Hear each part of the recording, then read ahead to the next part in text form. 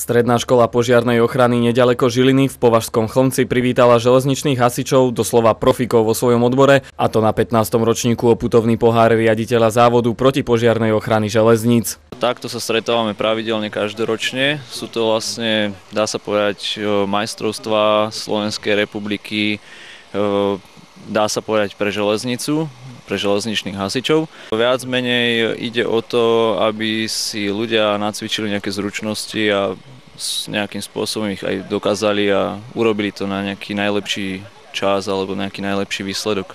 Najlepší čas v disciplínach hasičského športu, čo viacerí ani netušia, čo to vlastne je. Hasičský šport, takže to sa skladá, dá sa povedať, zo 4 disciplín. Je to výstup do 4. podlažia, cvičnej veže, potom je to beh na 100 metrov cez prekážky, 4x 100 metrov štafeta a kráľovská disciplína je požiarny útok.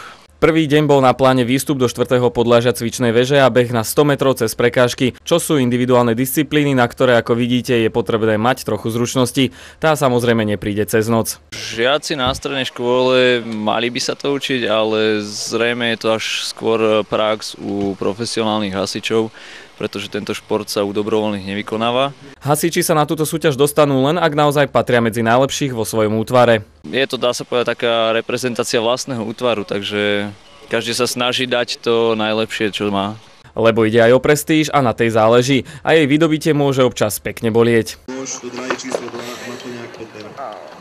V Považskom Chlmci neboli len Slováci, ukázať doslova, ako sa to robí, prišli aj kolegovia z Českej republiky a samozrejme tí najlepší. Máme, dá sa povedať, takú družbu s Českou republikou. Každoročne najlepší alebo výber z Českej republiky chodeva a zúčastňuje sa našich súťaží.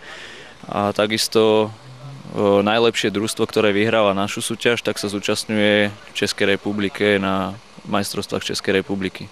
V rámci súťaže železničných hasičov v Považskom Chlmci bolo okrem súťaží na pláne aj predstavenie úplne nového prístroja. Jeho názov je mini teleoperátor a má v hasičskej praxi pomáhať a možno aj zachraňovať životy. Budeme ho používať v miestach, kde je výskyt nebezpečných látok. To znamená, aby sme odbremenili tú ľudskú silu ľudského pracovníka, čiže tú fyzickú osobu, aby nešiel do zamoreného priestoru, tak vyšleme na diaľku na niekoľko x metrov toho robota a ten robot nám zistí, o akú nebezpečnú látku sa jedná.